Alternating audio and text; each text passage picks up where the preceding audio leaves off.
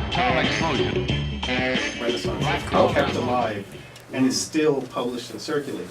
So like Tom's sort of life, he was an old white dude from like Washington, and his life's work along with a group of like poets and creatives from that time period was to keep this thing going. And that was what Tom did. And it was just like a thing he did. It wasn't like a big thing. It was just like you go to Tom's house, there's like 85 million issues of Fire stacked up to the roof and, you know, whatever.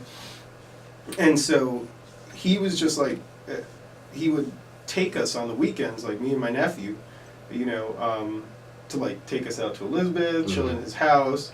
And Tom was my brother's husband. At the time, I didn't know it because I was a kid, and I was just like, "Oh, the roommates." But so that's Uncle Tom. Yeah.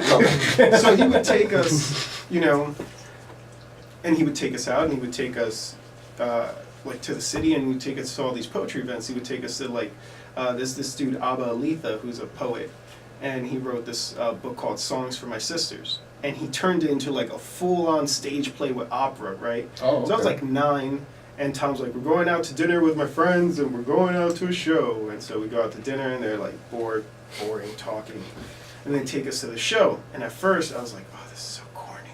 This dude comes out, he's in a tux, there's one light on him, he stands at a mic, and he starts singing opera. And as he's singing, the lights come on in the back. And you see a woman, and she's walking back and forth, and she's like, you know, in like a very old school like maid outfit, and she's like putting dishes away and stuff, and then a light comes on and Abba's in the corner, and he starts reading this poem about this woman, and this man is singing the poem. Like, so it was this. So you could see it. Yeah, it was like this thing that like blew up my head in that moment, and that I really know for 100% like that was the moment for me, where like I saw that, and I was like, this is poetry? So poetry could be anything, right? As long as you're saying it. All right. I want to do this. I like this. Yeah, and then it was like that summer, I went to go stay with my brother for like a few weeks, and that was when Mambo Mouth, John Leguizamo one-man show came out. And so my brother was obsessed with it. And it was like one night where it was like late. It was on at like midnight. I wasn't supposed to be awake. And my brother was like, you know, doing the cool brother thing. Like, let's stay up and we'll eat garbage. And he was like looking for something appropriate to put on. And he's like going through all the Skinamax movies like, oh shit. Shift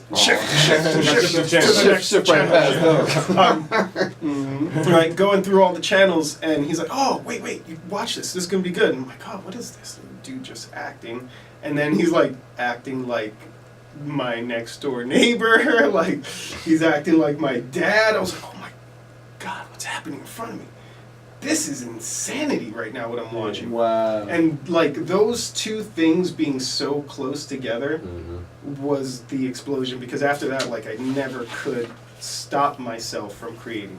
Yeah. Like that was it. That was like, okay, so this poetry can be anything, and I can sound like me and like the people I know, and people will listen to me and they care, and they're gonna put it on TV. All right. People do want to hear me. All right, that's good. I want to be that. I have some things to say, and I want to say them to you. You know, so that was like that little string of moments that was like, that was it, man. Like that was it. A spark. That's dope. That's dope. Now, was there ever a spark that brought you to spoken word specifically? Was there ever like a like, I don't know, maybe you saw like deaf poetry or something, it was like, oh man, or I don't know. Because me, like, coming... Could it be higher learning? All right, I have a very... Because the first time I heard Sonia Sanchez, I was just like... I get in trouble a lot for this. I've been yelled at, I've been threatened online. I'm going to do it again. I hate deaf poetry.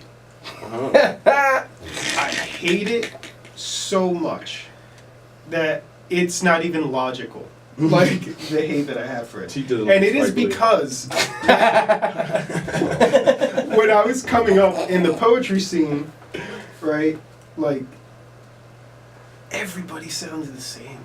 Yeah. Everybody. And it was so like... That same cadence and tone. Yeah, and the trees are green. What is high? Yeah. Why are they so green? I say this 3 times. I say it 3 times. times 3 times. And it was like this weird thing where everybody started sounding the same, and then everybody started sounding like Saul Williams. And there was no room to do anything, because if you did anything that wasn't that, you were corny, you were whack, nobody wanted to hear it. It had to sound like that. And I hated it. And I refused. I refused the whole time. I was like, oh, I'm just corny. And I was corny forever because, well, that's just, it didn't work. And I was being corny too because it was corny. You know, you grow as a writer and you find who you really are and what your voice is and how you actually want to sound on stage. Before that, you're just whack, but you have to give yourself like permission to be whack, you know, and find like where the cool stuff comes from. And filter all the whackness. So like listening to Def Poetry and like going to all these open mics because this is what I wanted to do, but meeting these people that I was like, oh man, you just sound like this guy, and you literally just ripped off his poem. Yeah, word. You know, like it was this weird thing where I was like, you know what? I want to do this, but I want to do it a little bit different. And my boy Keika from Union City was like a poet, rapper, and he started doing like more like slam, like 3-minute type poems. He started competing in these poetry events with his English teacher was taking him to. And he was like, oh, listen to these poems, you know? And there was this one poem they had that sounded almost like word for word like a Saul Williams poem. And I heard it, and like everybody was going crazy, and we were in the apartment, everybody was drinking, and all these girls were like, you know, like going crazy. And I'm like, oh, that's another guy's poem. So like in a furious rage, like it really was like a furious rage. I was like, you know what? I'm gonna write a poem. I'm gonna write a poem that's better than that. I'm gonna write a poem that has that sounds nothing like the poems that these guys reference all the time. And I'm going to destroy them in the next slam. And that was this poem I wrote called Pioneer that's about, like, when my dad came to America, like, during the Korean War, when basically forced to fight and then come to America. Like, he used to tell me that racial slurs were a little different back then because when he came, he was brown, so it was all the same. There was like a blanket term if you were brown, you know? And it was just about how, like, the way throughout time, like, even hatred changes. Like, people get more specific with their hatred. They're like, wait, this hatred word is for this guy.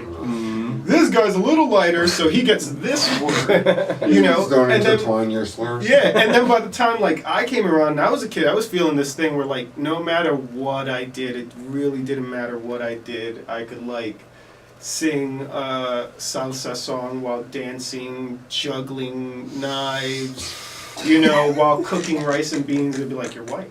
Yeah, word. I'm like, you're white, man. No, you're white. I'm going to punch you in your face. You know, so that was like, I wanted to tell that story, the pioneer story, and how hatred can change and how it has affected in my family all these generations for different reasons. Like, you know, and that was that poem. That was that first poem. And I was like, I'm going to write this, and I'm going to kill you. And it worked, and I won. And I won a panettone. Wow. I won a big bread full of fruit. And that was like the cash prize for the slam. I won a panettone. And like it sounds it's so corny and it's so like cliche. But like at the time I was like homeless. I was like bouncing around from couch to couch. So I had this fat chunk of bread that I could eat all the time. And I was like, I got this food from doing poems. You know, so I was all gassed up about like I earned this food. You were literally feeding yourself. Yeah, I earned this food by reading this poem, and I embarrassed you. And you know, so it was like this weird thrill. But then as I got like, for a long time I didn't like slam poetry because it was like competitive and that competition kind of bleeds into things and makes things really ugly and gross between people. It takes away from the art. Yeah, it still does. Yeah. To this day. There's constant, I'm pretty much done with that like slam world. I took the slam that I started, Jersey City Slam, I gave it to a bunch of really incredible poets that work really hard and they're running it. and I just need to take a step back because people were like, for this community of people who are like, oh, we love and we're the activists and we're here for you. Like they're the most heartless, cold-blooded. Like you disagree with them on one thing, your life is over because they're not even like they'll try to just destroy your whole family. Like they'll be emailing your family like your son's a piece of trash. I hope he dies. This is real stuff that these poets do. Save like, the they're trees. wild, dude. Yeah. Go for it. Like, it's wild, man. So First murder. Doesn't even rhyme. I'll email it back. Doesn't even rhyme. Stay out my inbox. Call yourself a poet. Well, Blacktown. We're gonna get some music real quick. Oh yeah. And then Alright. we will be back with Maybe Broken we English. get some lines. Some good old Yes. words. All right. Some words. Boom. Yeah. Blacktown Explosion.